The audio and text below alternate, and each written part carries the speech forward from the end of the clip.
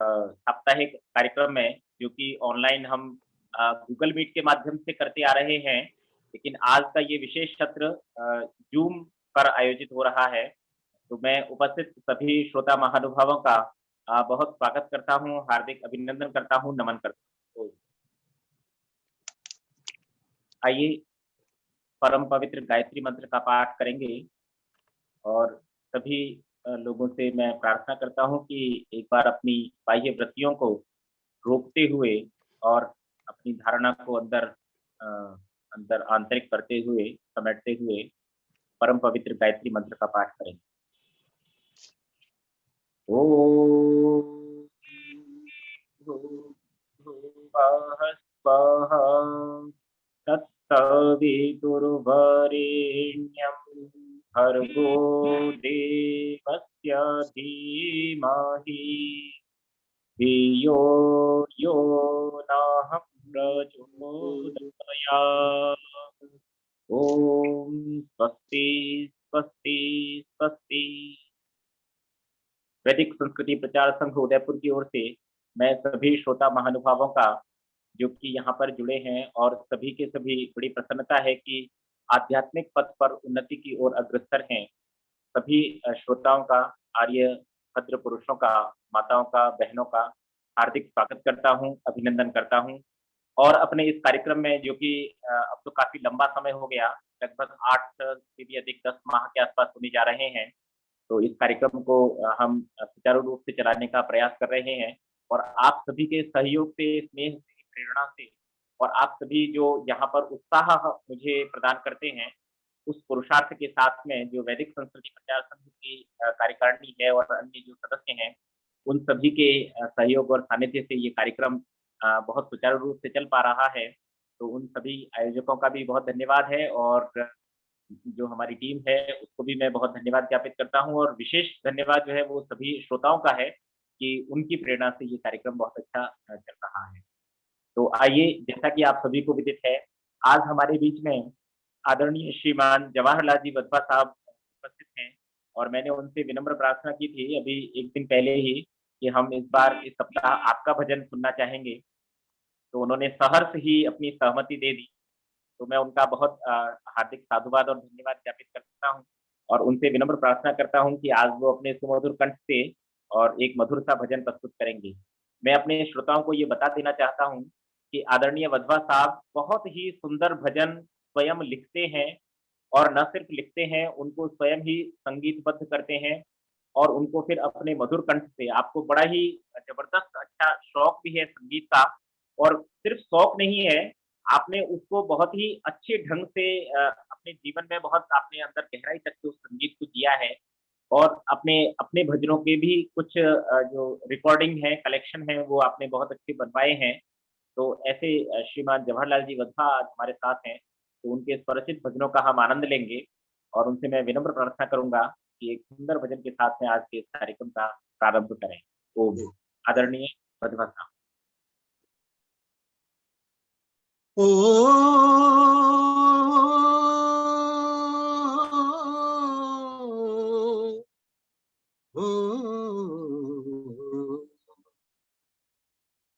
मान रे मन मत कर मन मानी, नर्तन तूने बिरथा गवाया। मान रे मन मत कर मन मानी, नर्तन तूने बिरथा गवाया। मान रे मन।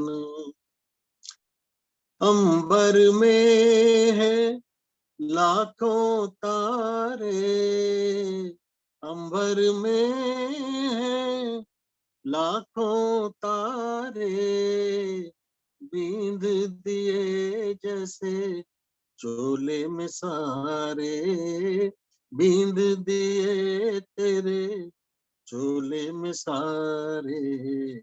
इस चोले की कदर न जानी, इस चोले की तूने कदर न जानी, नर्तन तूने बिरथा गवाया। इस चोले की तूने कदर न जानी, नर्तन तूने बिरथा गवाया।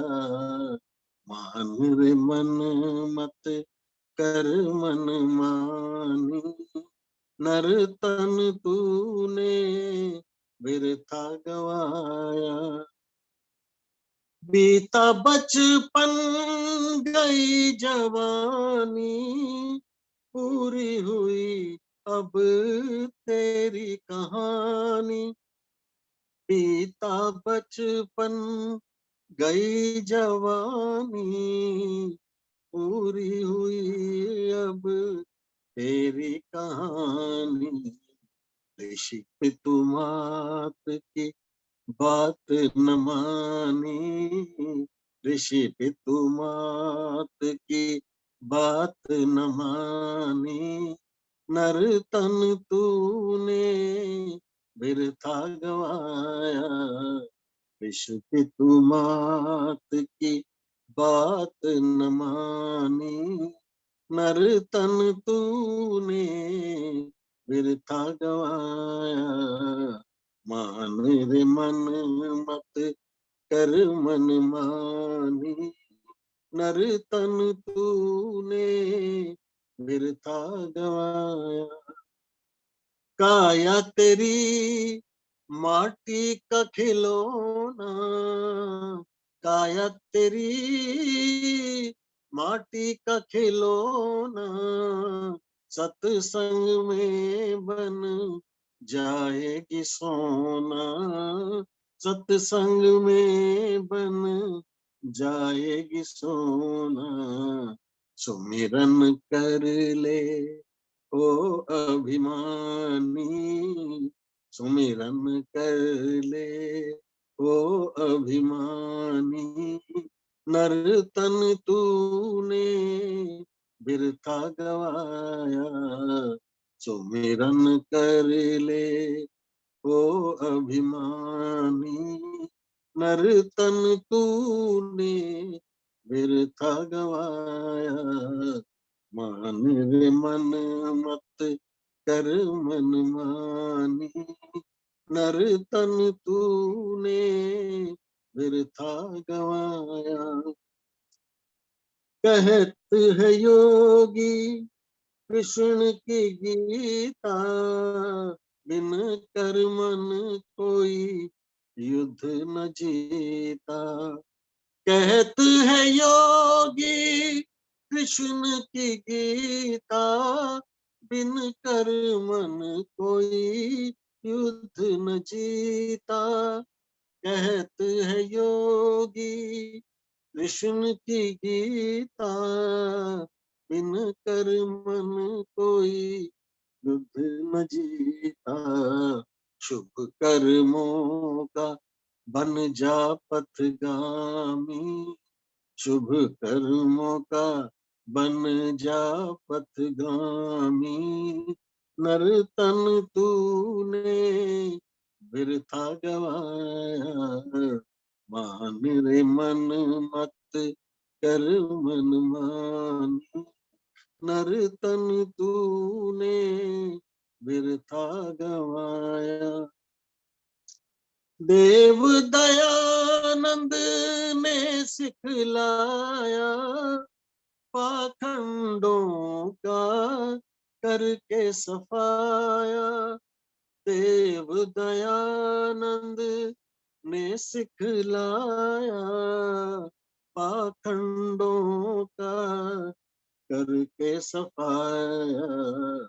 घर घर ओम की ज्योत जलानी, घर घर ओम की ज्योत जलानी, वरना जीवन व्यर्थ गवाया। घर घर ओम की ज्योत जलानी, वरना जीवन व्यर्थ गवाया। मान रे मन मत कर मन मानी, नर्तन तूने बिरथा गवाया, नर्तन तूने बिरथा गवाया, नर्तन तूने बिरथा गवाया।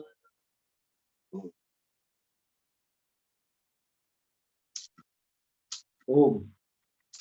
आदरणीय वधवा साहब का बहुत बहुत धन्यवाद ज्ञापित करता हूँ।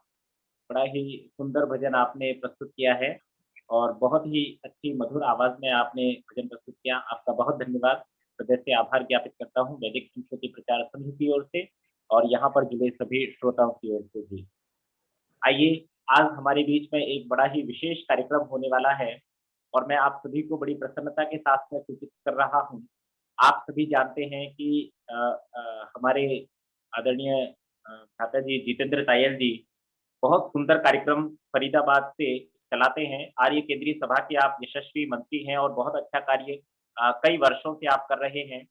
आप न सिर्फ युवा हैं, ओजस्वी वाणी के धनी हैं, बल्कि इसके अतिरिक्त आप भजनोपदेशक हैं, संगीत प्रभाकर आपने किया हुआ है। बहुत ही शौक है आपको भजनों का और संगीत का, बड़ा ही अच्छा ज्ञान आप संगीत का रखते हैं। इसके अतिरिक्त आप अच्छे विद्वान भी हैं और देखिए आज वो अवसर है कि आप इस बात को बहुत अंदर से जान भी सकेंगे कि उनकी विद्वत्ता कितनी अच्छी है, गहरी है और कितना बढ़िया उनका आर्ष चिंतन है। आज उनका विषय जो है, वो है वेद मंत्रों में विचित्रता।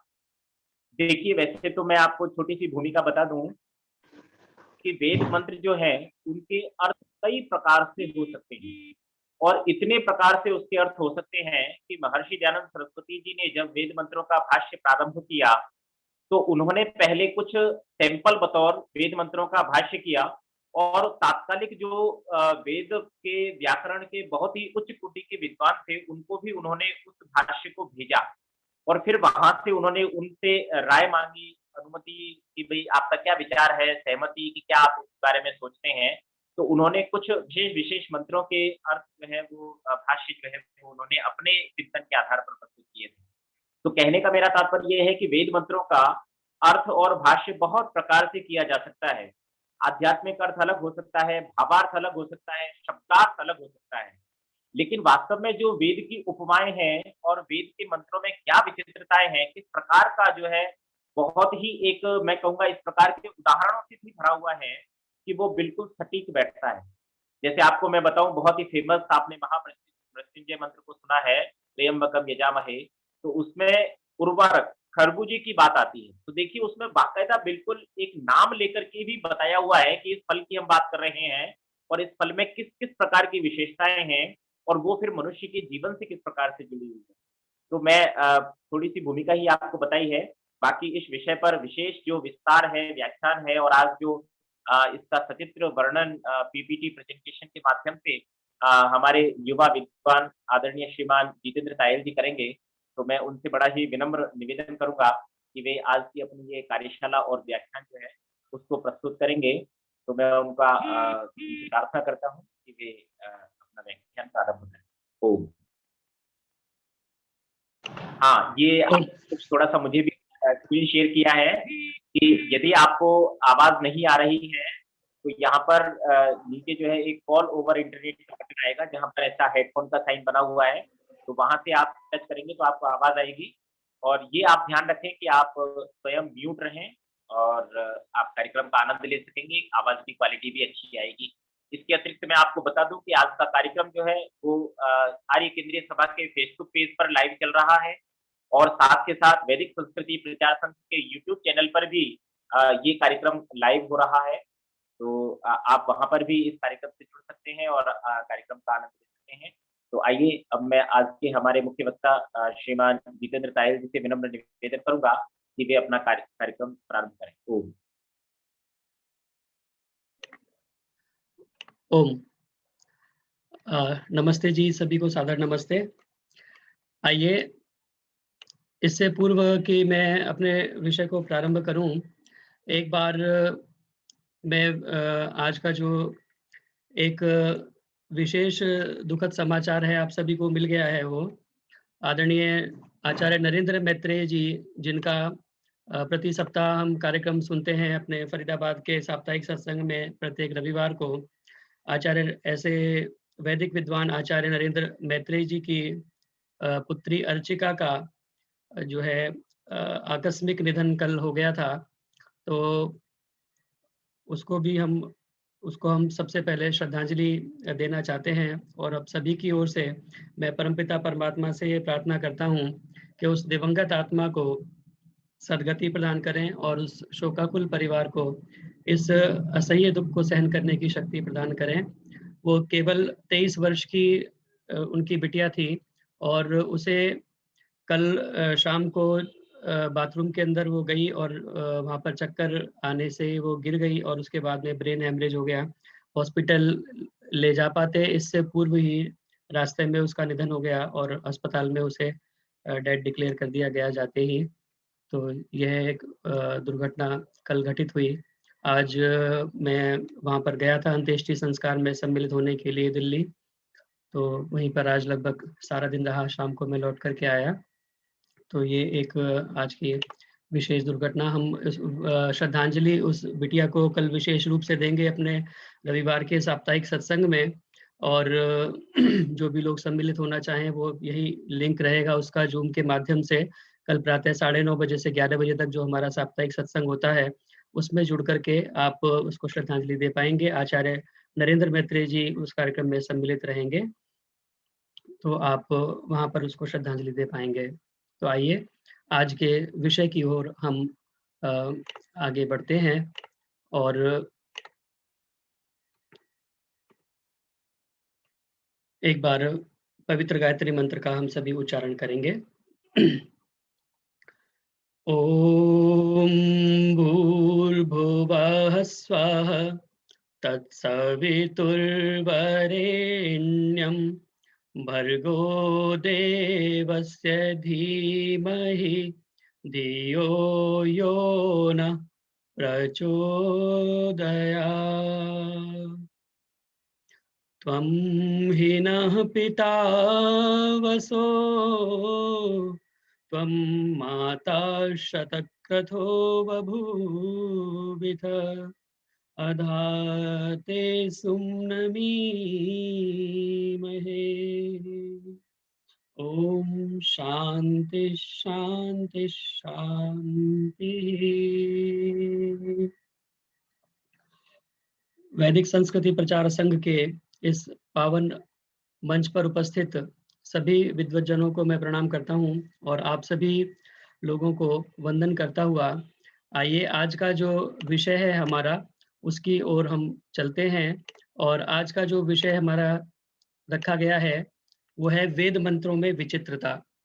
यह वेद मंत्रों में विचित्रता थोड़ी सी भूमिका आदरणीय भाई अवनीश मैत्री जी ने रख दी है कि वेद मंत्रों के अंदर ऐसी बहुत सारे विचित्र जो जान पड़ते हैं, दिख पड़ते हैं, इस प्रकार के मंत्र उपलब्ध होते हैं, दिखाई देते हैं, और उनके हम अर्थों को देखते हैं तो एक बहुत ही विचित्र प्रकार का अर्थ हमें उनका मिलता है। और कई बार कहीं पर ऐसा लगता है कि किसी मेंढक की इसमें बात हो रही है, किसी मेंढक से हम बात कर रहे हैं, कहीं एक बैल का वर्णन दिखाई देता है, कहीं बकरी की चर्चा होती है, कहीं घोड़े की चर्चा होती है, कहीं नाव की, कहीं एक पेड़ पर 2 पक्षी बैठे हुए हैं, कहीं पहिए की चर्चा होती है, कहीं हंस उड़ रहा है, कहीं इस प्रकार की बहुत सारी विचित्रताएं वेद मंत्रों के अंदर हमें प्रतीत होती हैं। उन विचित्र वेद मंत्रों की संख्या वैसे तो बहुत सारी है, हो सकती है, किंतु उसमें से कुछ मंत्र हम यहाँ पर आज चर्चा करने का प्रयास करेंगे। तो आइए इस विषय को हम आगे बढ़ाएं। उससे पहले मैं, जैसे कहते हैं ना, एक हमारे टेक्निकल भाषा में उसे कहते हैं डिस्क्लेमर। एक डिस्क्लेमर मैं आपको देना चाहता हूं। और एक बहुत ही उक्ति मैंने पहले सुनी, आदरणीय जगबीर जी हमारे आर्य समाज पलवल शहर में प्रधान होते थे, तो वो अक्सर कहा करते थे कि सबक याद ना होता हो तो बन जाओ उस्ताद। वो कहते हैं अगर आपको कोई टॉपिक अच्छे से समझ में नहीं आ रहा, कोई विषय अच्छे से आपको समझ में नहीं आ रहा, तो आप उसे पढ़ाना शुरू कर दीजिए, आप उसके अध्यापक बन जाइए। और जब आप उस दृष्टि से उसे पढ़ेंगे तो आपको बहुत जल्दी वो आपके दिमाग में वो विषय बैठ जाएगा। तो उसी बात को ध्यान रखते हुए मैंने इस विषय के ऊपर थोड़ा-सा चिंतन किया और इस प्रकार से जब मैंने उसे सोचा कि मुझे वो दूसरों को बताना है, तो वो विषय वास्तव में बहुत ही अ, ग्राह्य हो जाता है, सरल हो जाता है और मस्तिष्क के अंदर बहुत जल्दी बैठ जाता है।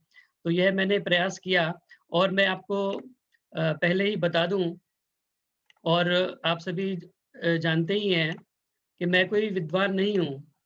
मैं एक सामान्य जो है व्यक्ति हूँ, आर्य समाज का कार्य करता हूँ, महर्षि स्वामी दयानंद सरस्वती का एक सिपाही हूँ और विषय जो लिया है, वो ऐसा लिया है जैसे कोई बहुत बड़े-बड़े विद्वान लोग चर्चाएँ किया करते हैं वेद मंत्रों के बारे में। तो मैं प्रयास करूँगा कि इस मंच की गरिमा के अनुरूप, क्योंकि वैदिक संस्कृति प्रचार संघ का जो मंच है, ये अपना एक स्तर है इसका और वो स्तर बहुत ही उच्च कोटि का स्तर है। यहाँ पर बहुत सारे विद्वान हमारे जुड़ते हैं इस कार्यक्रम के माध्यम से। तो उस चर्चा के साथ में मैं न्याय कर पाऊँ, यह मैं प्रयास करूँगा।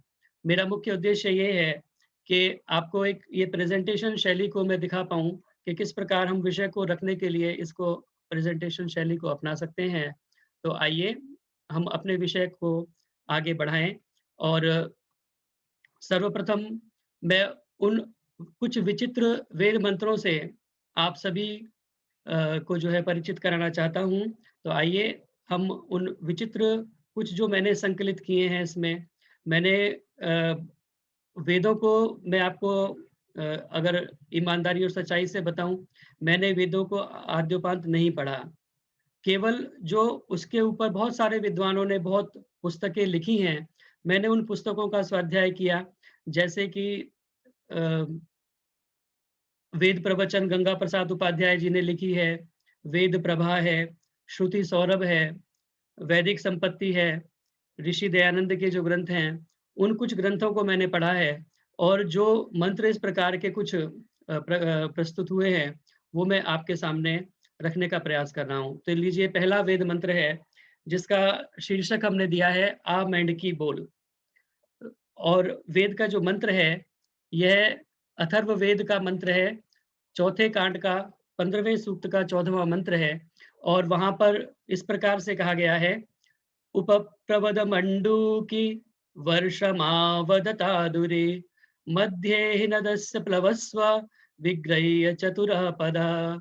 और उसका अर्थ अगर हम करें, अर्थ इस प्रकार से निकलता है कि हे तैरने में चतुर, छोटे पेट वाली अर्थात जो तैरने में कुशल हो, मेंढकी, मंडूकी का अर्थ हुआ मेंढकी, वर्षमावद, तू वर्षा को बुला और मध्य नदस्य प्लवस्व, नदी के बीच में तू उसके बीच में बैठ कर के विग्रह्य चतुरः पदः, अपने चारों पैरों को फैला करके तैर अथवा आनंद ले।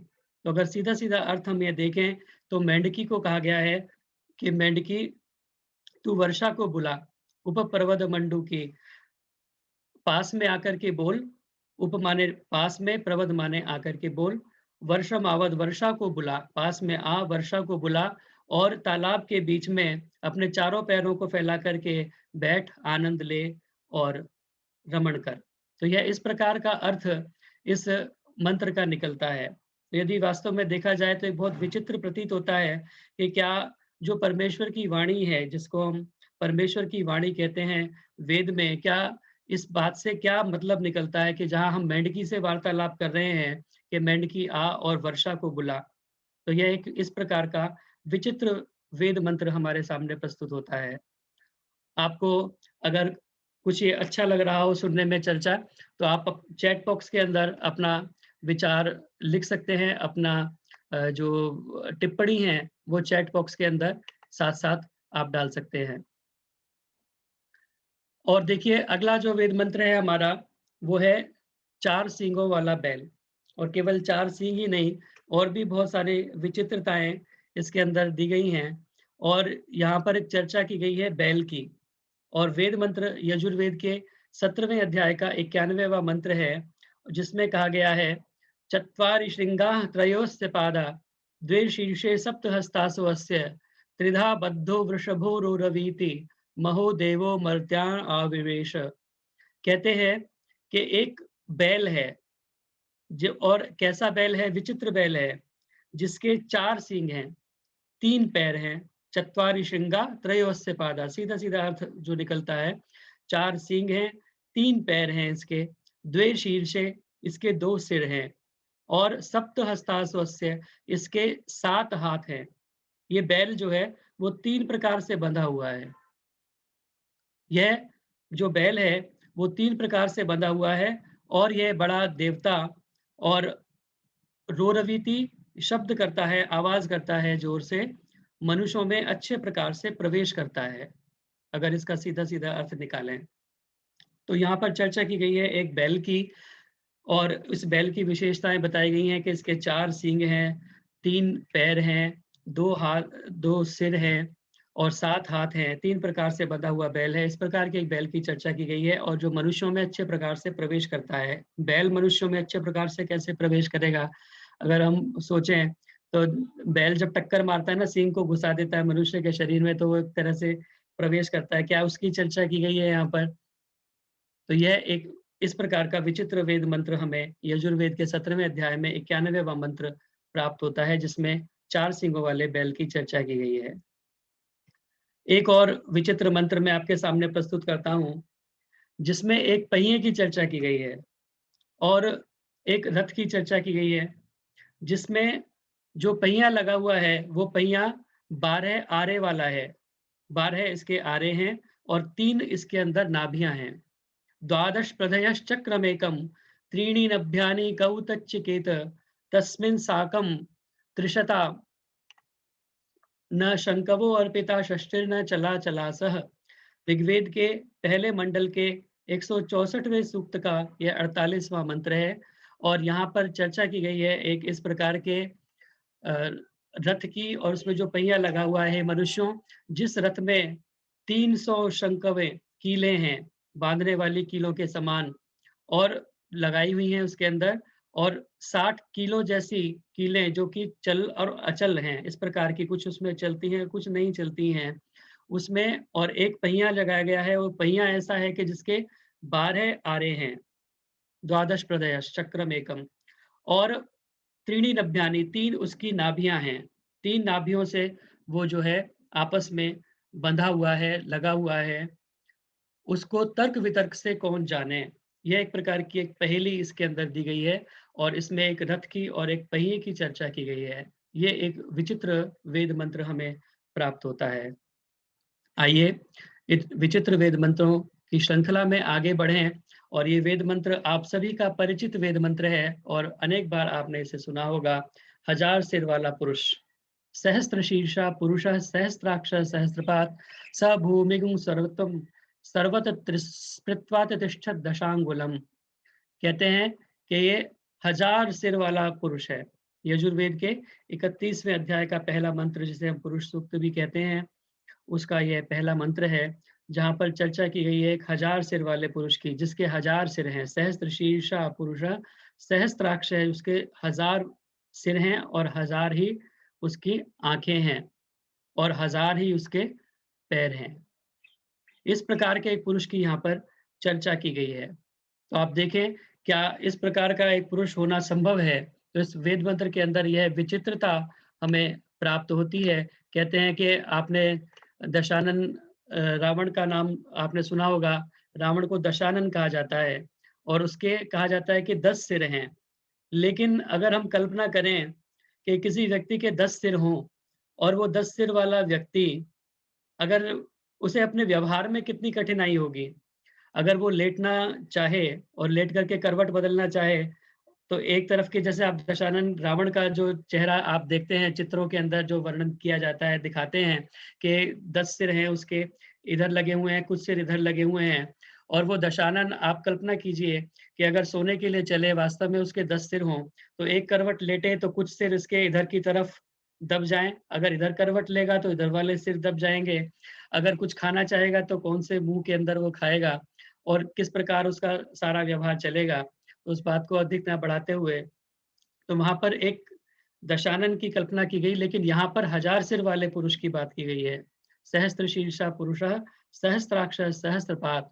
तो यहाँ पर इस प्रकार का एक ये विचित्र हमें वेद मंत्र प्राप्त होता है जिसमें 1000 सिर वाले पुरुष की बात की गई है।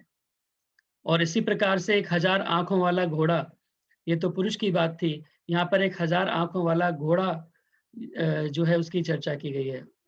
कालो अश्वो वहति सप्तरश्मि सहस्त्राक्षो अजरो भूरिरेता तमारोहन्ति कवयो विपश्चितस्त चक्रा भुवनानि विश्वा। कहते हैं कि ये एक ऐसा घोड़ा है जिसकी 7 किरणें और सहस्त्र आंखें हैं, 1000 आंखें हैं, 7 किरणों और सहस्त्र आंखों वाला यह एक घोड़ा है। यह जरा रहित है और प्रचुर पराक्रम से संपन्न है, कभी बूढ़ा नहीं होता, समस्त लोग उसके चक्र हैं। इस प्रकार के अश्व पर बुद्धिमान लोग ही आरोहण करते हैं। यह इस प्रकार के एक अश्व की यहाँ पर चर्चा की गई है। अथर्ववेद का 19वें सूक्त का 19वें कांड का 53वें सूक्त का यह पहला मंत्र है जिसमें 1000 आंखों वाले एक घोड़े की चर्चा की गई है। तो यह एक विचित्र मंत्र मैंने आपके सामने प्रस्तुत किया। अब यह भी वेद मंत्र आपने अधिकतर सुना होगा जिसमें चर्चा की गई है एक पेड़ पर बैठे हुए 2 पक्षियों की। वेद परमेश्वर की वाणी है, तो क्या उसका प्रयोजन इस प्रकार की चर्चाओं का करने का है कि एक पेड़ पर 2 पक्षी बैठे हुए हैं। ऋग्वेद के पहले मंडल के 164वें सूक्त का 20वां मंत्र है और कहा गया है कि द्वा सुपर्णा सयुजा सखाया समानम वृक्षम परिशस्व जाते तयोरन्य पिप्पलम स्वाद्वत्यनश्नन्यो अभिचाकशीति। कहते हैं कि 2 सुंदर पंख वाले समान संबंध रखने वाले सखाया मित्र के समान 2 पक्षी हैं जो कि एक वृक्ष के ऊपर बैठे हुए हैं, आश्रय करते हैं, बैठे हुए हैं। उनमें से एक उस वृक्ष के पके हुए फल को खाता है, चखता है, उसका स्वाद लेता है और दूसरा केवल उस खाते हुए पक्षी को देखता है। तो इस प्रकार का वर्णन यहाँ पर वेद मंत्र के अंदर किया गया है। एक पेड़ के ऊपर 2 पक्षी, इसका वेद मंत्र का शीर्षक दिया है मैंने। तो यह चर्चा वहाँ पर वेद मंत्र में की गई है जिसमें एक पेड़ के ऊपर 2 पक्षियों की चर्चा की गई है। तो ये एक विचित्रता हमें नजर आती है, दृष्टिगोचर होती है कि वेद के अंदर इस प्रकार के मंत्रों का क्या अभिप्राय है और क्या प्रयोजन है। आइए अगले वेद मंत्र की ओर बढ़ें जिसमें बताया गया है पानी के बीच बैठा हुआ भी व्यक्ति प्यासा हो। अपाम मध्य तस्थिवांसम तृष्णा विदज्जरितारम मृड़ा सुक्षत्र मिलय। वेद ऋग्वेद का 7वें मंडल का 89वें सूक्त का यह चौथा मंत्र है और जिसमें कहा गया है कि जलों के बीच में बैठा हुआ जरितारम एक वृद्धावस्था को प्राप्त जो व्यक्ति है, जिसे वृद्धावस्था को प्राप्त हो गया है, वो तृष्णा व्याप्त हो गई है और प्यास से व्याकुल है। जल बीच मीन प्यासी मोह सुन सुन आवे हांसी। जल के बीच में बैठे हुए भी इस वृद्ध व्यक्ति को प्यास सता रही है और अपनी प्यास की वो पूर्ति नहीं कर पा रहा। ऐसी विचित्र स्थिति इस वेद मंत्र के अंदर दर्शाई गई है। पानी के बीच बैठकर भी प्यासा है। अपाम मध्य तस्थिवांसम तृष्णा विदज्जरितारम। यह एक वेद मंत्र इस प्रकार का हमें ऋग्वेद के अंदर प्राप्त होता है। और एक ये वेद मंत्र देखिए जिसमें एक नाव का वर्णन है और इस वेद मंत्र की व्याख्या मैं 2 बार कर चुका हूँ। एक बार चंडीगढ़ के मंच पर इसकी व्याख्या हुई थी तो वहाँ पर हमने कुछ अलग प्रकार से इसकी व्याख्या की थी और दूसरे अर्थ में इसकी व्याख्या हम एक बार कर चुके हैं इसी मंच के माध्यम से, वैदिक संस्कृति प्रचार संघ के माध्यम से। लेकिन इस मंत्र को अगर हम देखें तो इस मंत्र में एक नाव की चर्चा की गई है जिसमें उस नाव की कुछ विशेषताओं को बताया गया है। सुत्रामाणम पृथिवीम द्यामनेहसम सुशर्माणम अदितिम सुप्रणीतिम दैवीम नावम स्वरित्रामनाग समस्रवंती मा रुहे मा स्वस्तये। कहते हैं कि एक इस प्रकार की यह नाव है, नौका है जो कि बहुत अच्छी तरह से सुरक्षित है, सुत्रामाणम है, अच्छी तरह से रक्षा करने वाली है, पृथ्वीम है, पृथु विस्तारे से पृथ्वी शब्द बनता है तो बहुत विस्तृत है, वो दिव्य आभा युक्त है, पाप रहित है, उत्तम सुख को प्रदान करने वाली है, अखंडित है। इस प्रकार की बहुत सारी विशेषताएं उसमें बताई गई हैं। छिद्र से रहित है, अस्रवंतीमा है, छिद्र से रहित है, चूने वाली नहीं है। इस प्रकार की एक दैवीय नौका, एक नाव की चर्चा इस वेद मंत्र के अंदर की गई है। तो यह एक वेद मंत्र हमें इस प्रकार का यहाँ पर प्राप्त होता है। और एक और वेद मंत्र देखिए, यह भी बड़ा विचित्र है, और इसमें जो कहा गया है कि एक बुढ़ा आदमी जवान को निगल जाता है। इस वेद मंत्र का जो भाव है वो यह है कि एक बुढ़ा आदमी जवान को निगल जाता है, और इसका ताजा उदाहरण हमने कल ही देखा, तो उसकी चर्चा अलग प्रकार से, इसका अर्थ मैं अभी समझाने के लिए नहीं उपस्थित हुआ हूँ। यहाँ पर हम विचित्रता बताते हैं वेद मंत्र में क्या बताया गया है कि विधुम दद्राणम समने बहुनाम युवानम संतम पलितो जगार। कहते हैं कि एक ऐसे जवान को जो कि बहुत कामना करने वाला, युद्ध में बहुतों को मार गिराने वाला, पराक्रम युद्ध अच्छा खासा नौजवान है, उसको एक बुढ़ा निगल जाता है। उस परमपिता परमात्मा के इस महिमाशाली और इस काव्य को अगर हम देखें तो यह इस प्रकार संसार में हमें दिखाई देता है कि एक बुढ़ा निगल रहा है सुंदर जवान को, सब देखते खड़े हैं क्यों आसमान को। यह बुढ़ा एक जवान को निगल जाता है, इस प्रकार का यह वेद मंत्र हमें प्राप्त होता है। विधुम दद्राणम समने बहुनाम युवानम संतम पलितो जगार। यह ऋग्वेद का 10वें मंडल का 55वें सूक्त का 5वां मंत्र है, बुढ़े ने जवान को निगला। और भी बहुत सारे मंत्र इस प्रकार के हो सकते हैं। कुछ मंत्र जैसे यहाँ पर देखिए, ये पहला वेद मंत्र है, इसमें कुमारम माता युवती समुब्धम गुहा विभर्ति न ददाति पित्रे। कहते हैं कि एक माता है, युवती है, जो कि नौजवान है, माता है, वो बच्चे को अपने पास ही छिपा करके रखती है और पिता को नहीं देती। ये माता पिता का झगड़ा एक प्रकार से देखने में लगता है। यह वेद मंत्र इस प्रकार की चर्चा करता है कि माता अपने पुत्र को अपने पास छुपा करके, दबका करके रखती है और पिता को नहीं दे रही है। तो इस प्रकार का कुछ अर्थ इसका निकलता है। और दूसरा एक वेद मंत्र प्राप्त होता है अथर्ववेद के 10वें कांड का 8वें सूक्त का 18वां मंत्र, जहाँ पर कहा है, जहाँ पर एक हंस की चर्चा हो रही है। हरेर हंसस्य पततः स्वर्गम। एक हंस है जो कि अपने दोनों पंखों को खोल करके और स्वर्ग की तरफ जा रहा है। तो यहाँ पर एक हंस की चर्चा हमें दिखाई देती है। कहीं पर हमें एक पेड़ पर 2 पक्षी नजर आते हैं, कहीं पर हंस की चर्चा होती है, कहीं पर इसी प्रकार मेंढकी की चर्चा हो रही है। तो इस प्रकार के ये विचित्र वेद मंत्र हैं। और अगला वेद मंत्र देखिए, यहाँ पर एक अयोध्या नगरी की चर्चा हो रही है। तो क्या वेद के अंदर शहरों की, नगरों की भी चर्चा है? अष्टचक्रा नवद्वारा देवानाम पूर अयोध्या। यहाँ पर एक अयोध्या नगरी की चर्चा हो रही है। क्या वेद के अंदर इतिहास है? क्या वेद के अंदर ये सब चर्चाएं पाई जाती हैं? इस प्रकार का ये वेद मंत्र हमें प्राप्त होता है, जहाँ पर एक अयोध्या नगरी की चर्चा हो रही है। और एक और वेद मंत्र अगर हम देखें तो वहां पर एक और ही अटपटी सी बात हमें नजर आती है। श्रीश्चते लक्ष्मीश्च पत्न्या बहु रात्रे पार्श्वे। कहते हैं पार्श्व, कहते हैं बगल में 2 स्त्रियों को लेकर के दिन रात पड़े रहना, ऐसा कुछ अर्थ इस वेद मंत्र का निकलता है। श्रीश्चते लक्ष्मी, श्री और लक्ष्मी नाम की 2 स्त्रियों को पार्श्व भाग में अपने बगल में लेकर के, ये इस प्रकार कुछ विचित्र सा, अटपटा सा जो है वर्णन यहाँ पर हमें प्राप्त होता है।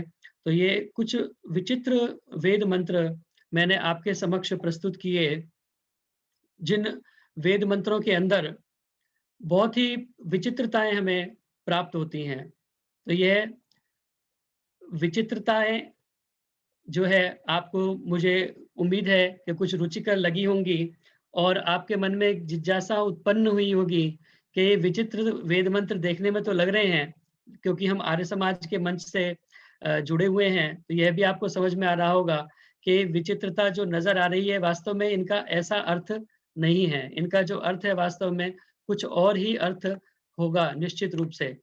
तो आइए हम उस चर्चा को भी थोड़ा सा यहाँ पर टच करने का कोशिश करेंगे कि ये विचित्र वेद मंत्र जो हैं वो विचित्र क्यों होते हैं। इन वेद मंत्रों में विचित्रता हमें क्यों प्रतीत होती है, तो उसके ऊपर भी हम थोड़ी सी चर्चा करते हैं।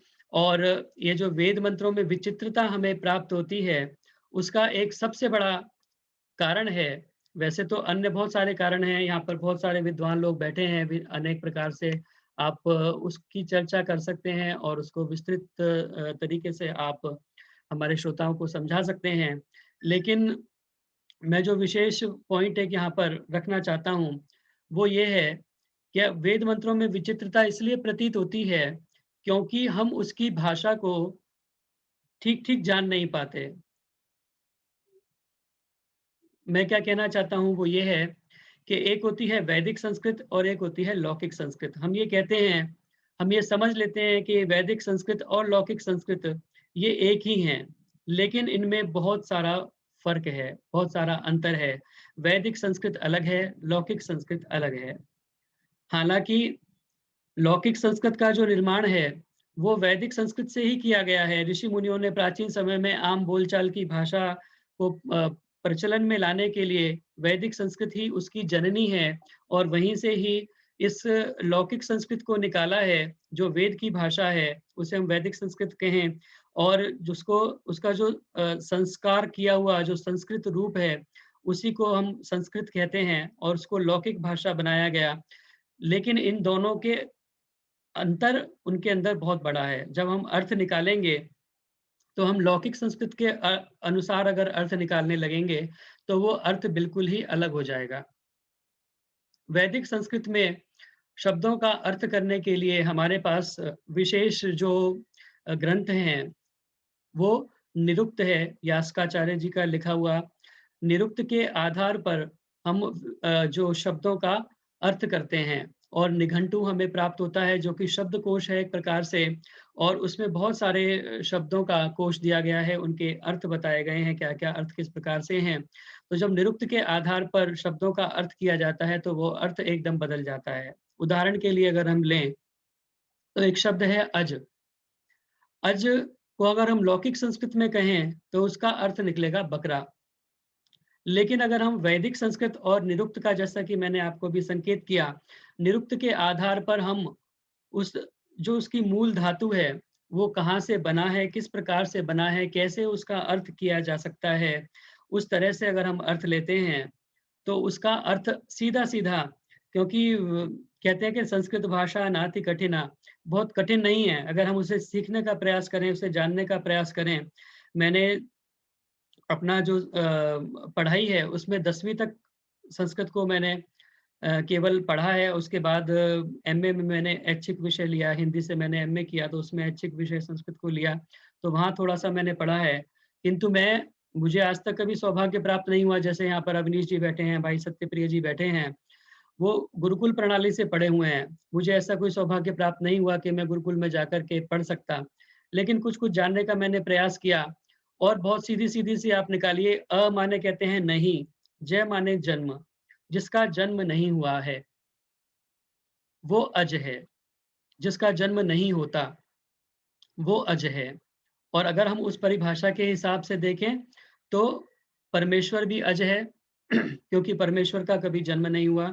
यह प्रकृति भी अज है, तो प्रकृति क्योंकि स्त्रीलिंग हो गया तो हम उसे अजा कहेंगे वहाँ पर। और इस प्रकार के कई मंत्र भी हम देखते हैं जो हमें वेद के अंदर प्राप्त होते हैं। श्वेताश्वर उपनिषद के अंदर हमें प्राप्त होता है, अजामेकं लोहित शुक्ल कृष्णाम बहुवी प्रजा सृजमाना स्वरूपम।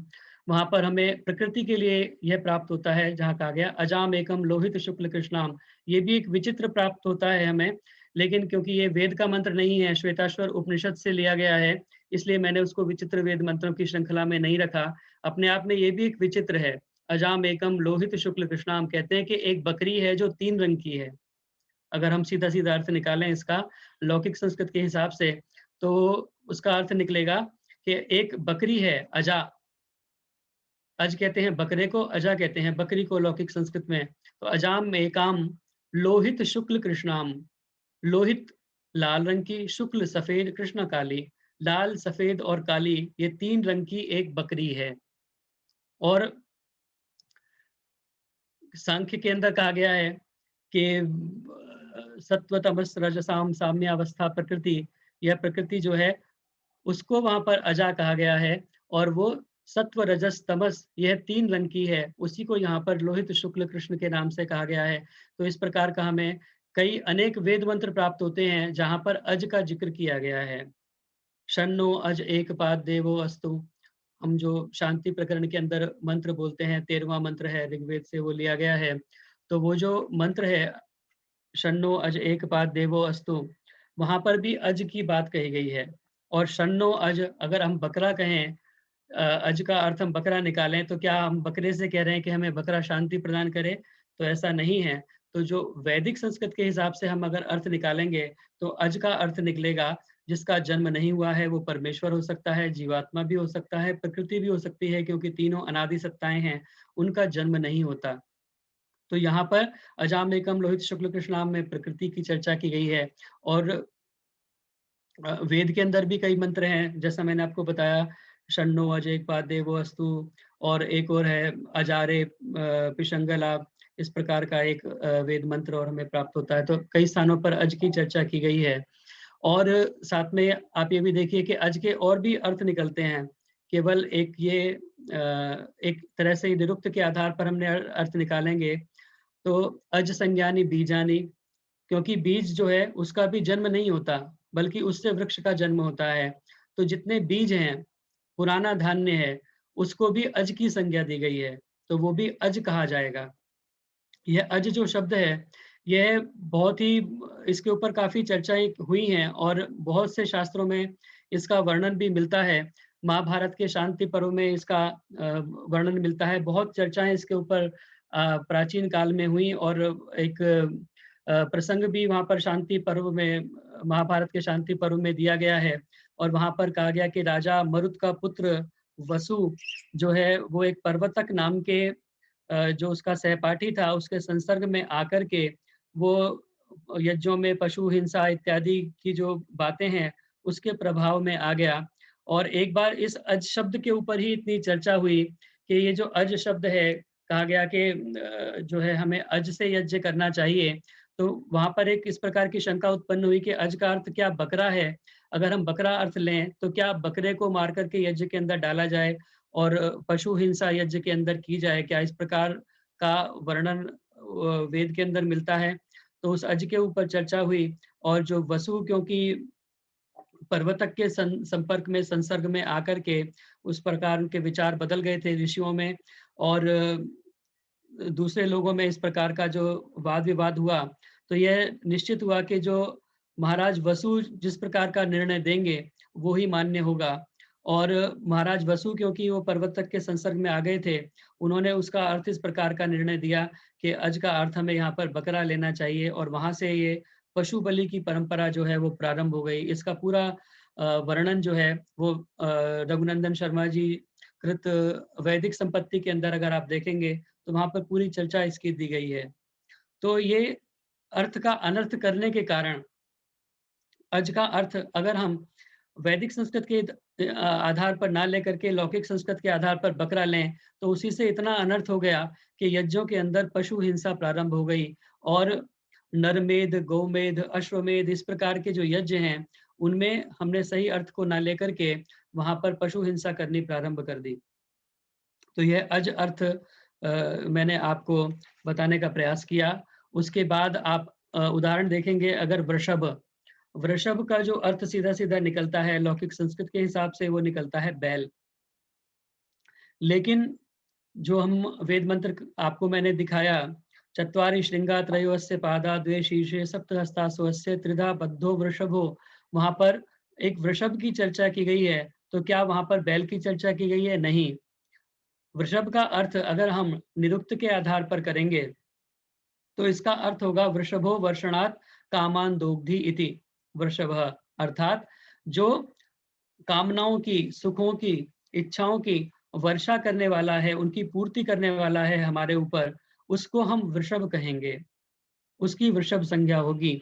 और उस आधार पर अगर हम देखें तो वृषभ हम कह सकते हैं यज्ञ को, क्योंकि यज्ञ हमारी सभी कामनाओं की पूर्ति करने वाला है। अगर हम दूसरा अर्थ देखें तो वेद भी उसका एक अर्थ हो सकता है, क्योंकि वेद के अंदर परमपिता परमात्मा ने सारा ज्ञान विज्ञान हमको दिया है और वो हमारे सारी कामनाओं की पूर्ति करने वाला है। अगर हम वेद के अनुसार अपने जीवन को चलाएं तो वेद का भी अर्थ हम वृषभ ले सकते हैं। और प्रणव, परमपिता परमात्मा जो है वो भी सारे इच्छाओं की पूर्ति करने वाले हैं, इसलिए उनका नाम भी वृषभ हो सकता है और शब्द का नाम भी वृषभ हो सकता है। तो उसकी वो विस्तृत चर्चा फिर कभी समय मिलेगा तो और भी विस्तार में इसके जा सकते हैं। अभी हम केवल इतना बताएं कि वृषभ के इस प्रकार के अर्थ भी निकल सकते हैं। आइए अगले शब्द की ओर हम चलें। इसी प्रकार से अर्थ के अनर्थ करने के कारण वृषभ से मेरे को याद आया कि जैसे हम कहते हैं कि जो एक इस प्रकार की धारणा बनी कि ये पृथ्वी जो है वो एक बैल के सींग पर टिकी हुई है, तो वहां पर कहा गया उक्षाधारा पृथ्वी। उक्षा अर्थ जो है वो बैल का लिया गया और इसी कारण से ये एक भ्रांति बन गई कि जो पृथ्वी है वो बैल के सींग के ऊपर टिकी हुई है। इसी प्रकार कहते हैं शेषाधारा पृथ्वी, यह शेष के आधार पर टिकी हुई है, लेकिन शेष का अर्थ भी वहां पर अलग प्रकार से अगर हम निकालें तो शेष वो है जो प्रलय के अंदर भी नष्ट नहीं होता और शेष बच जाता है, इसलिए उसका नाम शेष है। इसलिए परमपिता परमात्मा के आधार पर यह सारी जो है ब्रह्मांड टिका हुआ है, इसलिए वहां पर जो शेष का अर्थ है वो इस प्रकार से हमें लेना चाहिए। अगले शब्द जो उदाहरण के तौर पर हम ले रहे हैं वो है मंडू की। हमने एक मंत्र आपको विचित्र मंत्रों की श्रृंखला में पहला मंत्र रखा, उपप्रवद मंडू की वर्षमावद तादुरी। वहां पर कहा गया है कि मंडकी तू वर्षा को बुला, पास में आकर के बोल और अपने चारों पैरों को फैला करके जो ये तालाब है, जो सरोवर है, इसके अंदर आनंद ले। तो वहां पर क्या जो चर्चा है वो मेंढकी को की गई है? नहीं, क्योंकि लौकिक संस्कृत में उसका अर्थ मंडूकी का मेंढकी है, लेकिन वैदिक संस्कृत के आधार पर हम उसका निरुक्त के आधार पर अर्थ निकालेंगे तो वो जो हमारे जीवात्मा है शरीर में स्थित होकर के उसकी जो संज्ञा है वो मंडूकी हो जाती है। मणिभूषायाम, जैसे कहते हैं ना सजाने के लिए मंडप इत्यादि सजाए जाते हैं, तो इसी प्रकार ये हमारा जो शरीर है ये एक मंडप है जो सजा हुआ है अच्छे प्रकार से, हर प्रकार से यह व्यवस्थित है और शोभा को प्राप्त होता है। इस मंडप के अंदर जब जीवात्मा प्रवेश करता है तो उसकी संज्ञा मंडूकी हो जाती है और वहां पर उसको मंडूकी कहा जा सकता है मणिभूषायाम के आधार पर। तो इसलिए वहां पर जो मेंढकी अर्थ ना होकर के उस मंडूकी का अर्थ होगा शरीरस्थ जीवात्मा, जो जीवात्मा हमारे शरीर के अंदर उपस्थित है। तो यह मंडूकी शब्द हुआ।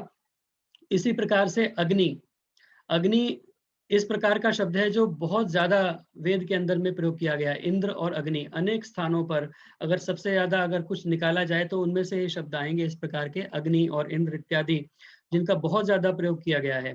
और अग्नि का अगर हम सीधा सीधा अर्थ निकालें तो वो बनेगा आग।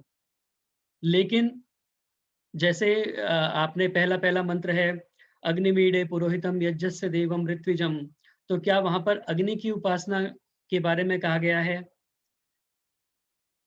अग्नि का अर्थ अगर हम निकालें वैदिक संस्कृत के आधार पर, निरुक्त के आधार पर, तो अर्थ निकलता है अग्नि कस्मात अग्रणीर भवति, जो अग्रणी है, जो दूसरों को, जो स्वयं गतिशील है और दूसरों को भी गति देने वाला है, उसका नाम अग्नि है। तो उस परिभाषा के आधार पर अगर हम लेंगे तो अग्नि का अर्थ निकल करके आएगा परमेश्वर। वह परमपिता परमात्मा स्वयं गतिशील है और दूसरों को भी गति प्रदान करने वाला है। तो एक अर्थ परमेश्वर है, इसके अतिरिक्त भी और अनेक अर्थ इसके किए जा सकते हैं। तो यह अग्नि शब्द है। और इसी प्रकार से है गौ। गऊ के अर्थ के लिए भी बहुत ज्यादा भ्रांतियां हुई और जैसे अज का अर्थ अनर्थ के रूप में लिया गया, ऐसे ही गऊ का अर्थ भी लिया गया और उससे गौमेध यज्ञ प्रारंभ हुए। जैसे गाय का अर्थ यहाँ पर हम लेंगे, गाय का अर्थ हो सकता है जिह्वा, गऊ का अर्थ हो सकता है पृथ्वी, गऊ का अर्थ हो सकता है वाणी या किरण या इंद्रियां। गौमेध यज्ञ, अपनी इंद्रियों को अगर हम विजय करते हैं, उनका निरोध करते हैं, तो वो एक गौमेध यज्ञ हमारा हो जाता है। इसी प्रकार कई अन्य ग्रंथों में भी, वैद्य ग्रंथों में इस प्रकार की चर्चा होती है।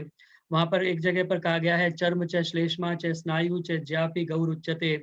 जो चर्म है, हमारी चमड़ी है, श्लेष्मा है, स्नायु है, और ज्या कहते हैं प्रत्यंचा को, जो प्रत्यंचा धनुष में चढ़ाई जाती है, तो उन सब का नाम भी गऊ है।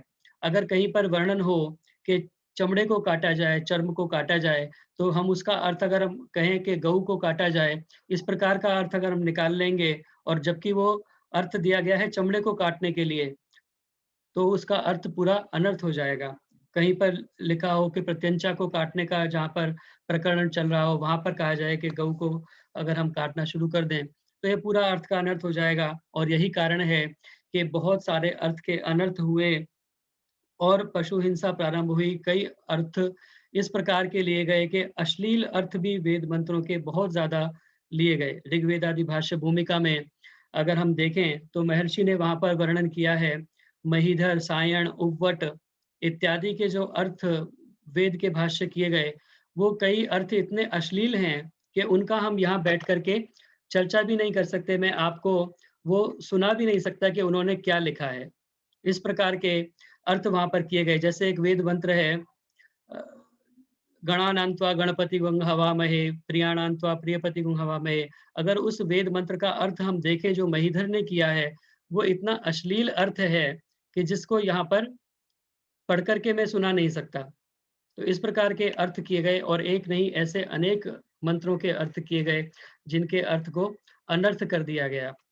और एक हास्य विनोद की बात मैं आपको बताऊं कि जैसे हम अजा की बात कर रहे थे, एक बार हमने पलवल में पारायण यज्ञ करने प्रारंभ किए, यजुर्वेद का पारायण किया और उसमें हमने कानपुर से डॉक्टर निष्ठा विद्यालंकार जी को जो है पारायण यज्ञ करने के लिए बुलाया था। तो उन्होंने एक बात बताई कि जो आप स्तुति प्रार्थना उपासना का दूसरा मंत्र बोलते हैं, हिरण्य गर्भ समवर्तत आग्रे भूतस्य जातः पतिरेक आसीत्।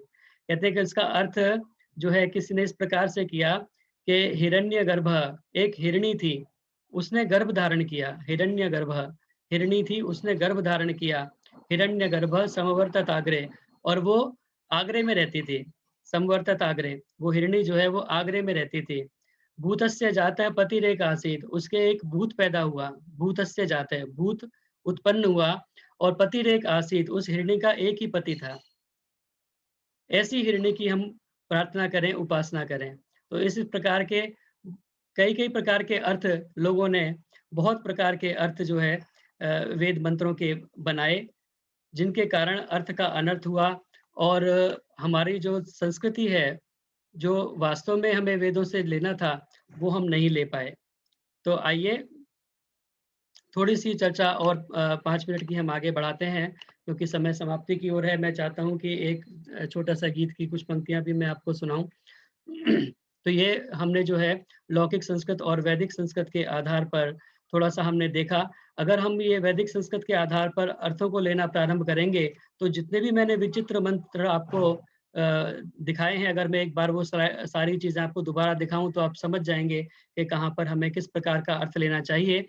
दिक्कत यहाँ पर आती है कि हम एक शब्द के अनेक अर्थ होते हैं, लेकिन हम अनेकार्थी शब्द तो हिंदी में भी होते हैं, संस्कृत में भी होते हैं, सारी भाषाओं में होते हैं। बहुत से लोग कहते हैं ये अनेकार्थी शब्द बने ही क्यों हैं, एक का एक ही अर्थ हो तो फिर दिक्कत क्या है। लेकिन अनेकार्थी शब्द होते हैं, भाषा की यही एक महत्ता होती है, भाषा की यही एक विस्तृत जो है विस्तृत भाषा का यही लक्षण होता है कि उसके अंदर अपने भावों को रखने के लिए हमारे पास बहुत प्रकार के शब्द होते हैं। हम अपने भावों को अनेक प्रकार से प्रकट कर सकते हैं। तो ऐसे अनेकार्थी शब्द हमें सभी भाषाओं में मिलते हैं। और अगर हम देखें हिंदी के अंदर हम थोड़ी सी चर्चा करें, क्योंकि काफी सारी गंभीर चर्चा हो गई है, थोड़ी सी हम जो है चर्चा को आगे बढ़ाएं। तो यहाँ पर देखिए एक हिंदी का मैं आपको बताता हूँ इसी प्रकार का। वहां पर कहा, हरि आए हरि लेन को, हरि बैठे हरि पास, हरि कूदे हरि में गए तब हरि भय न्यास। अनेक अर्थी शब्दों का मैं आपको बता रहा हूँ। तो यहाँ पर हरि शब्द को अगर आप देखेंगे, हरि आए हरि लेन को, हरि बैठे हरि पास, वहां पर कहा कि जो हरि के जो अर्थ हैं वो यहाँ पर सांप है, मेंढक है और कुआं है। ये 3 अर्थ हैं। अगर हम इस प्रकार से इस अर्थ को लेंगे तो हमें पता चलेगा, यहाँ पर कहा गया है कि हरि आए हरि लेन को, यानी सांप जो है वो मेंढक को लेने के लिए आया, उसे लेना चाहता था, अपने जो है फन के अंदर दबाना चाहता था। और हरि बैठे हरि पास, जो मेंढक है वो कुएं के पास में बैठा हुआ था। हरि आए हरि लेन को, हरि बैठे हरि पास, हरि कूदे हरि में गए, जो मेंढक है वो कूद करके और कुएं में के अंदर चला गया, तब हरि भय निराश, तो जो सांप है वो निराश होकर के वापस लौट गया। यह इसका अर्थ निकलता है। तो यहाँ पर आप देखेंगे हरि शब्द के 3 अर्थ आए, कुआं, मेंढक और सांप। इसी प्रकार से एक शब्द है हिंदी में जिसे कहते हैं सारंग। इस सारंग को अगर आप देखेंगे तो इसके 7 अर्थ निकलते हैं। और 7 अर्थ किस प्रकार से निकलते हैं? अगर हम कहें सारंग ने सारंग गयो सारंग बोलो आए, एक दोहा इस प्रकार का है हिंदी के अंदर, क्योंकि मुझे बड़ा रुचि है इस सब के अंदर। ऐसा जहाँ भी कुछ मिलता है तो मैं उसे संकलित कर लेता हूँ। अभी आचार्य नरेंद्र मैत्रेय जी हमारे यहाँ जो चर्चा प्रस्तुत कर रहे हैं फरीदाबाद के साप्ताहिक सत्संग में, वहाँ पर महर्षि दयानंद के तीसरे समुल्लास के जो पहला ही श्लोक महर्षि ने दिया है, और वो श्लोक बहुत ही मुझे बहुत प्रिय लगा। पहले भी मैंने सत्यार्थ प्रकाश को पढ़ा, लेकिन उस श्लोक को जब उसकी विस्तृत चर्चा नरेंद्र मैत्रेय जी ने की, तब वो श्लोक के अंदर इस प्रकार का मुझे लगा कि वास्तव में इतना भंडार इनके अंदर भरा पड़ा है, अगर हम उसको चिंतन करें, मनन करें और स्वाध्याय करें। तो वहाँ पर कहा विद्या विलास मनसा, एक धन्य जो लोग हैं, किस प्रकार धन्य होते हैं उसकी चर्चा वहाँ पर की है उस श्लोक के अंदर। और पहला शब्द है उसमें विद्या विलास मनसा, हमारा जो मन है वो विद्या के विलास में हो। एक तो होता है भोग विलास, ऐसा ही शब्द है विद्या विलास, तो हम विद्या के विलास में विलसित रहें, इस प्रकार का हमारा जो है मन होना चाहिए।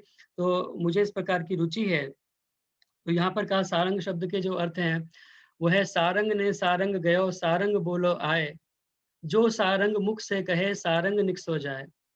तो यहाँ पर कहा गया कि सारंग ने सारंग गयो, एक मोर जो है उसने सांप को पकड़ा हुआ है अपने कब्जे में, क्योंकि मोर है जो सांप को खाता है।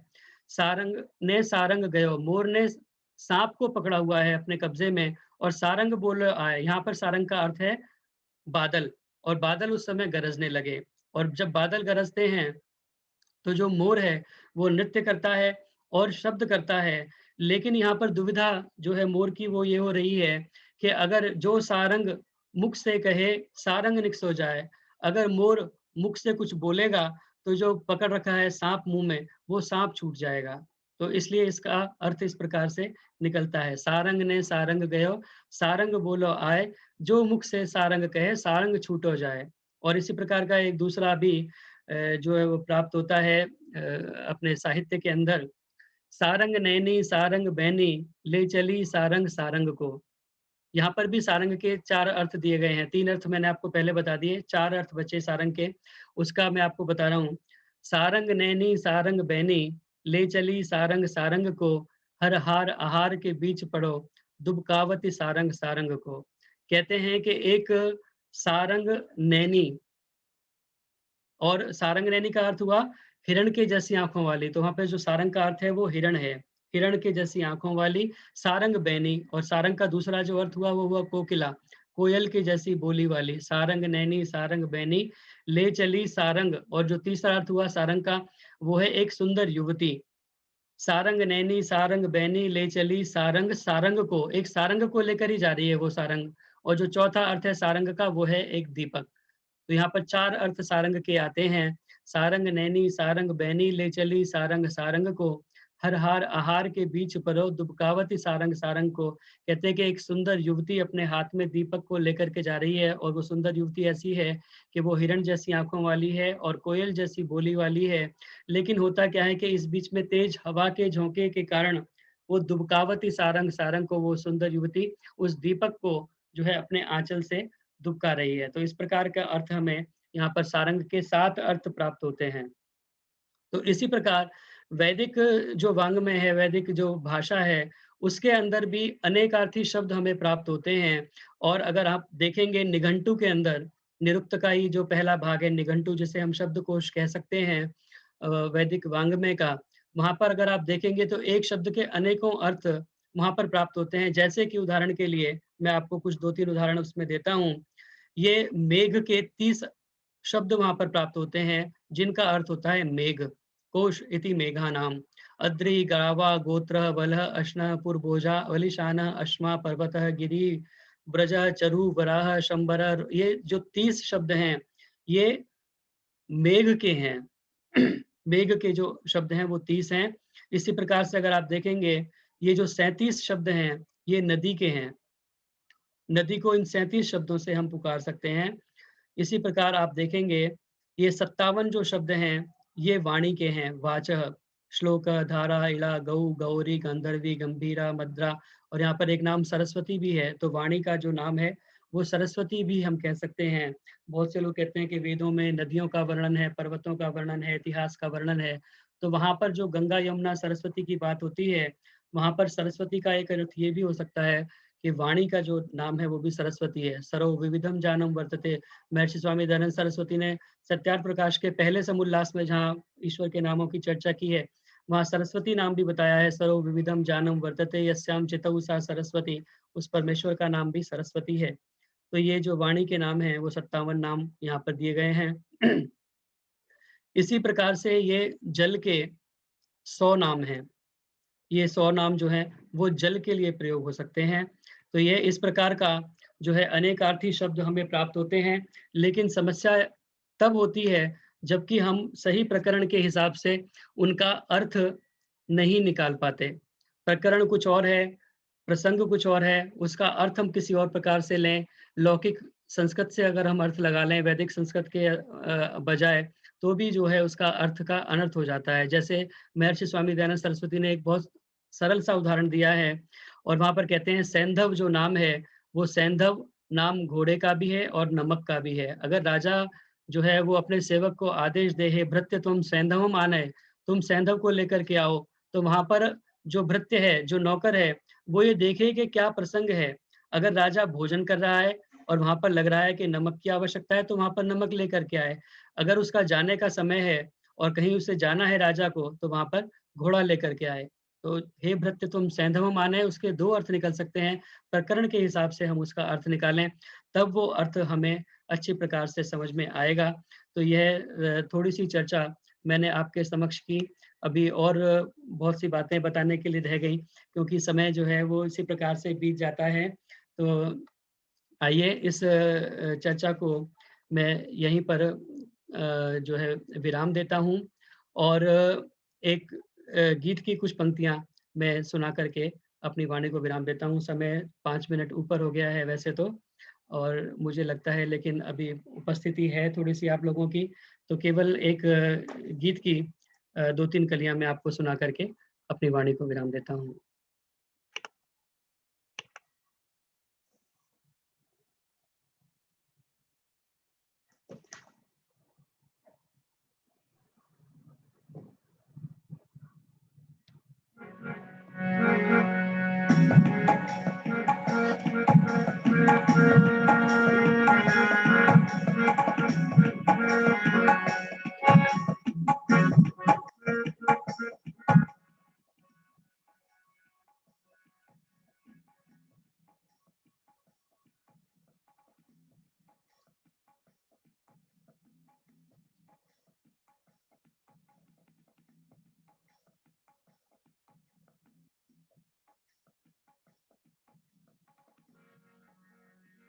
वेद को पढ़ना पढ़ाना चाहिए, वेद को पढ़ना पढ़ाना चाहिए, वेद को पढ़ना पढ़ाना चाहिए, वेद को पढ़ना पढ़ाना चाहिए, वेद को सुनना सुनाना चाहिए, वेद को सुनना सुनाना चाहिए, वेद को पढ़ना पढ़ाना चाहिए।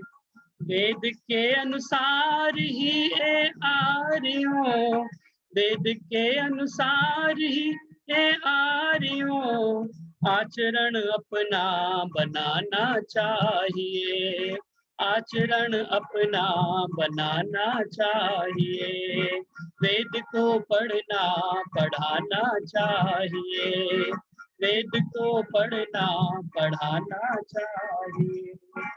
यज्ञ उत्सव धार्मिक सत्संग में, यज्ञ उत्सव धार्मिक सत्संग में, नित सहित परिवार जाना चाहिए, नित सहित परिवार जाना चाहिए, वेद को पढ़ना पढ़ाना चाहिए, वेद को पढ़ना पढ़ाना चाहिए।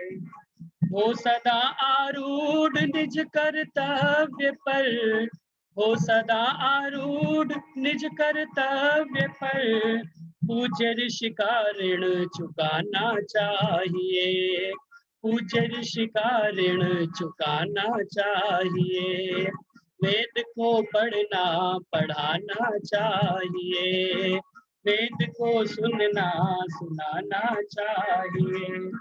जो भटकते फिर रहे हैं मोहवश, जो भटकते फिर रहे हैं मोहवश, सत्य पथ उनको बताना चाहिए, सत्य पथ उनको बताना चाहिए।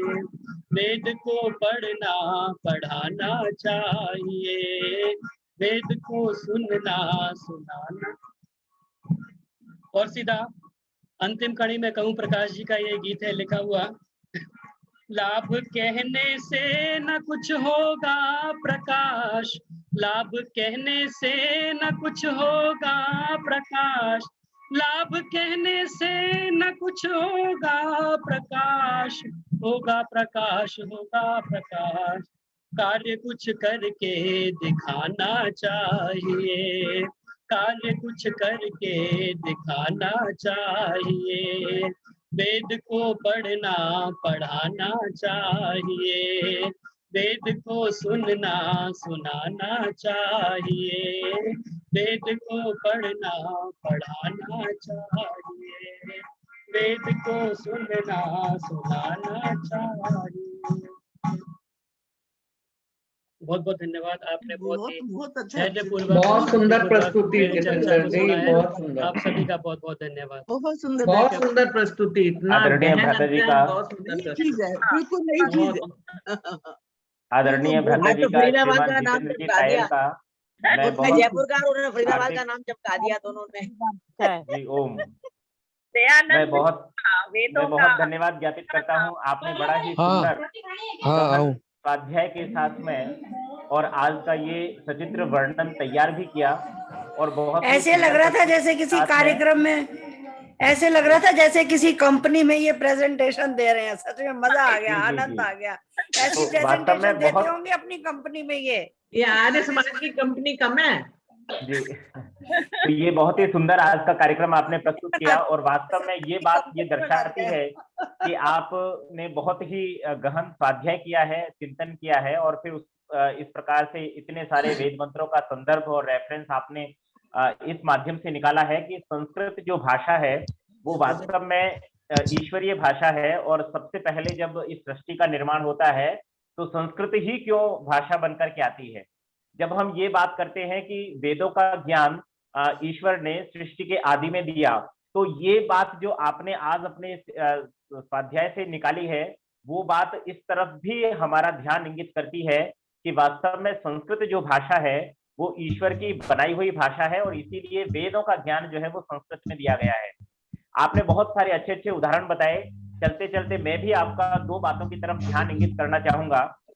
आपने एक शब्द सुना होगा पुरुष, और ये पुरुष जो है वो दो चेतन तत्वों के लिए उपयुक्त रूप से और अनेक जगह पर प्रयोग होता है।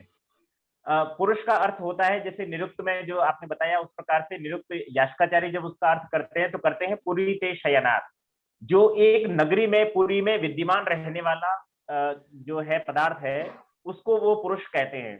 तो क्योंकि ये जीवात्मा जो है वो जिस भौतिक शरीर में होता है उसमें वो रहता है, विद्यमान रहता है और उस नगरी का वो स्वामी एक तरीके से होता है, इसलिए वो जीवात्मा जो है वो पुरुष है। और जो ब्रह्म है वो इस पूरे ब्रह्मांड में संपूर्ण जगत में कण कण में व्यापक है, तो वो उसके लिए पूरी नगरी ये पूरा ब्रह्मांड है, इसलिए उसमें व्यापक होने के कारण वो भी पुरुष है। तो जैसे आपने बहुत ही सुंदर उदाहरण लिया था कि सेंथव का, तो उसी प्रकार से ये है कि किस संदर्भ से बात हो रही है, यदि हम वो संदर्भ पकड़ते हैं तो हम वास्तव में किसी भी बात का, किसी भी विद्वान का और उसकी कही हुई बात का पूरा पूरा ज्ञान और उसको ग्रहण कर सकते हैं। इसीलिए महर्षि दयानंद सरस्वती जी जब सत्यार्थ प्रकाश लिखते हैं तो वो भूमिका में भी 4 बातों का उल्लेख करते हैं कि जो वाक्य बोला जा रहा है उसकी क्या आसक्ति है, क्या अभिप्राय है, क्या उसका जो तात्पर्य है। तो वो सारी चीजें यदि आप उन चारों बातों को जो वहां पर वो लिखते हैं भूमिका में, उन चारों के संदर्भ में यदि आप बात को देखते हैं तो वक्ता की बात को या जो लिखने वाला लेखक है उसकी बात को ठीक ठीक आप पकड़ सकते हैं। एक बात तो ये मैंने बताई जो शब्दार्थ की है और इसके अलग अलग उदाहरण होते हैं, ये भाषा की बात होती है, लेकिन एक होता है भावार्थ। तो मैं भ्राता जी की बात में ही थोड़ा सा जोड़ते हुए चल रहा हूँ। समय भले ही अधिक हो गया है, लेकिन मैं समझता हूँ कि आप मेरी बात को ध्यानपूर्वक सुनना चाहेंगे। तो मैं ये बात आपसे और कहना चाहता हूँ कि जैसे अथर्ववेद के एक मंत्र है, बहुत प्रसिद्ध मंत्र है, आपने सुना होगा, सौमनस्य सूक्त का मंत्र है। क्या नाम से, ओम सहृदयम सौमनस्यम विद्वेषम कृणोमि वा वत्सम जातमेव, ऐसे करके वो मंत्र है। सहृदयम सामनस्यम अविद्वेषम करोमि व अन्यो अन्यम अभिहर्यत वत्सम जातम इव ज्ञान। वत्सम जातमेव, हाँ। तो वहां पर देखिए एक बहुत ही अच्छी उपमा और उदाहरण वेद मंत्र प्रस्तुत करता है कि एक गाय जो है वो जिस प्रकार से अपने हाल में उत्पन्न हुए बछड़े को प्रेम करती है, उस प्रकार से हमें अपने परिवार में, अपने परिवारी जनों में वो प्रेम रखना चाहिए। लेकिन यहाँ पर एक विशेष बात जो उसके भावार्थ के साथ में आती है, शब्दार्थ में तो इतनी ही बात है जितनी मैंने आपको बताई, लेकिन इसके भावार्थ में जो बात निकलती है वो बहुत गहरी और गूढ़ है, उसको समझना बहुत अत्यंत आवश्यक है। यदि हम उस चिंतन तक यदि पहुंचते हैं तो वास्तव में फिर हम समझ रहे हैं कि शायद हम वेद मंत्रों की उपयुक्त व्याख्या और उसके उपयुक्त अर्थ को समझ पा रहे हैं। यहाँ पर वेद मंत्र क्या कहना चाहता है, जो लोग ग्रामीण परिवेश से होते हैं और जिन्होंने पशुओं को बहुत नजदीक से देखा होता है, वो एक बात जानते हैं, और बाकी जितने भी पढ़े लिखे शहरी लोग हैं वो भी एक बात जानते हैं। दोनों बातों का तात्पर्य एक ही है। देखिए, एक पक्षी होता है, जब उसका अंडा होता है और फिर उसके बाद उसका जो है उसमें से जो है बच्चा निकलता है और फिर वो बड़ा होता है, उसको दाना पानी खिलाता है, और एक दिन ऐसा आता है जिस दिन वो घोंसले से उड़ जाता है। मैं आपको यकीन दिलाता हूं कि जिस दिन वो पक्षी अपने घोंसले से उड़ जाता है, उसके बाद में फिर कभी वो उस घोंसले में लौट कर नहीं आता, वो दूसरा जो है अपना नया घोंसला बनाता है। अर्थात कहने का तात्पर्य है कि जो उसके वो माता पिता है पक्षी है, वहां वो लौट करके नहीं आएगा।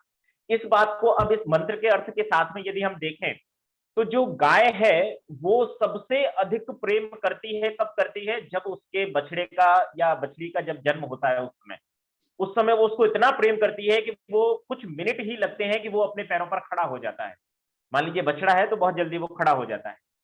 लेकिन लेकिन ये एक विशेष बात है कि पशु पक्षियों का प्रेम जो है, वो मोह जो है, वो समय के साथ धीरे धीरे कम होता चला जाता है।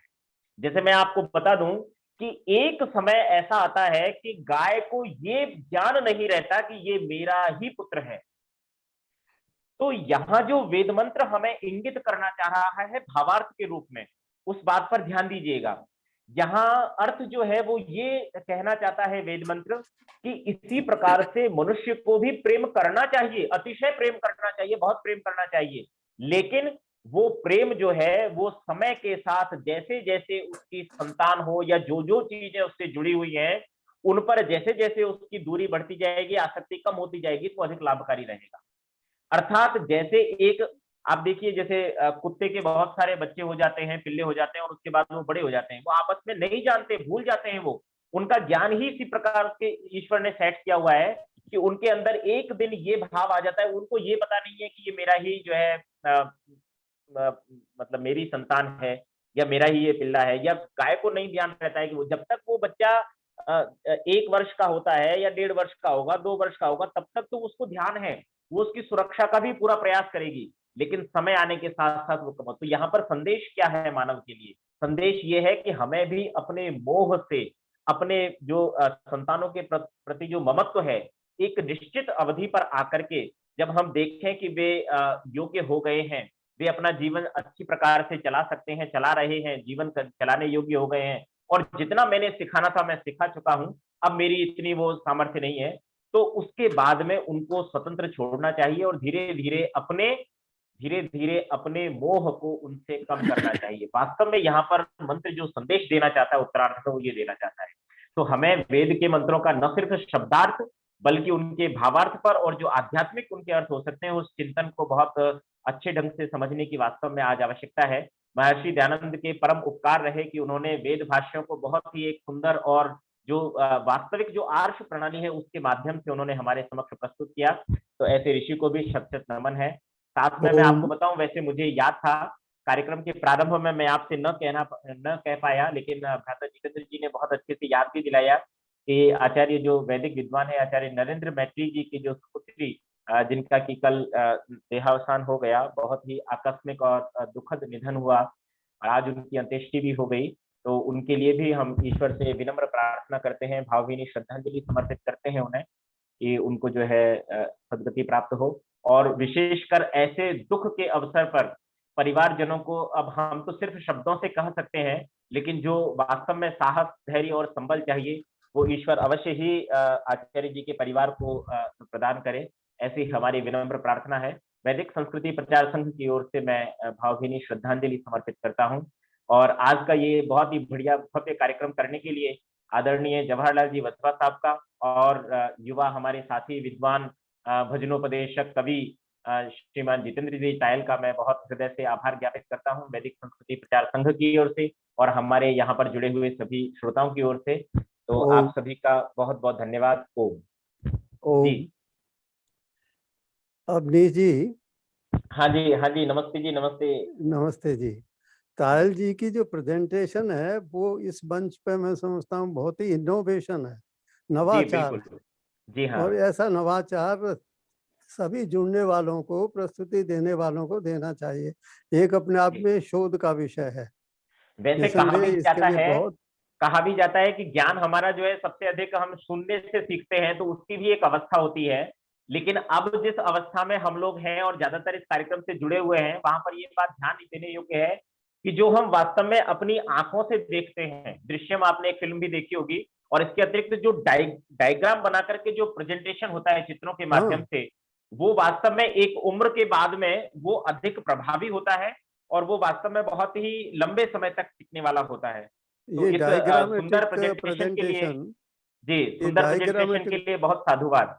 जी हाँ, बहुत ही एक अच्छा और यानी शिक्षाप्रद कार्यक्रम रहा आज का।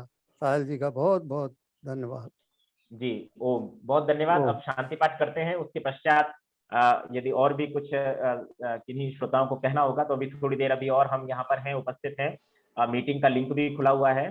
तो आइए शांति पाठ के साथ में विधिवत आज के सत्र का समापन कर देते हैं। मैं आपको एक सूचना दे दूं कि कल हमारे साथ में विश्व हिंदू परिषद के राष्ट्रीय प्रवक्ता श्रीमान विनोद बंसल जी दिल्ली से जुड़ेंगे और कार्यक्रम बहुत ही अच्छा कल का होगा। तो आप सभी से यहाँ जो उपस्थित हैं उनसे भी मैं विनम्र प्रार्थना करता हूँ कि आप हमारे कल के कार्यक्रम में भी अवश्य उपस्थित हों। ध्यान देने योग्य बात यह है कि आज का ये कार्यक्रम क्योंकि हमारा प्रेजेंटेशन था और विशिष्ट जो हमारे आज के वक्ता हैं उनका ये था कि भाई उस पर बहुत अच्छा प्रेजेंटेशन भी होगा, उनको सुविधा भी रहेगी, इसलिए हमने आज का कार्यक्रम जूम पर किया। और बाकी जैसा कि कार्यक्रम वैदिक संस्कृति प्रचार संघ का गूगल मीट पर होता आया है, तो उसी पुराने लिंक पर होगा। कल कार्यक्रम की अध्यक्षा दर्शनाचार्य श्रीमती विमलेश जी बंसल होंगी और उन्हीं के जो पतिदेव हैं श्रीमान विनोद बंसल जी, राष्ट्रीय प्रवक्ता विश्व हिंदू परिषद, भी हमारे साथ जुड़ेंगे और उनका विषय भी बहुत ही समसामयिक और बहुत अच्छा विषय है कि हमारे राष्ट्र की जो ज्वलंत समस्याएं हैं वो क्या क्या है और उनका वास्तविक यथार्थ जो समाधान है वो किस प्रकार से हो सकता है। तो इस विषय पर हम आदरणीय विनोद बंसल जी को सुनेंगे और साथ में हमारे साथ में मधु सहगल जी जुड़ेंगी, तो उनकी एक सुमधुर प्रार्थना और एक सुंदर भजन हम उनके श्रीमुख से सुनेंगे। तो आप सभी से पुनः उस कार्यक्रम में कल जुड़ने के लिए मैं निवेदन करता हूं और आइए आज शांति पाठ के साथ में इस सत्र का समापन करेंगे। जी भ्राता जी, आप कह रहे हो कि कल का प्रोग्राम बहुत अच्छा होता है, आपका कार्यक्रम कब अच्छा नहीं होता ये बताओ। नहीं देखिए, ऐसा है कि कार्यक्रम तो श्रोताओं के, ये एक पारस्परिक चीज है कि कार्यक्रम हम अच्छा करने का प्रयास करते हैं, लेकिन हर वक्ता की अपनी शैली है, विषय है और कई बार ऐसा होता है कि हर श्रोता की अपनी रुचि है कि वो क्या सुनना चाहता है और उसको कैसा कार्यक्रम लगता है। तो हमारा तो तात्पर्य ये है कि हम संस्कृति का, वैदिक संस्कृति का, यज्ञों का, वेदों का, ऋषियों का, ऋषि मुनियों का, आर्य समाज का, दयानंद का, महर्षि दयानंद सरस्वती जी का जितना भी प्रचार प्रसार कर सकें वो हमारा अपना वो है। लेकिन इसके साथ में श्रोताओं की भावनाओं को भी हम समझते हैं।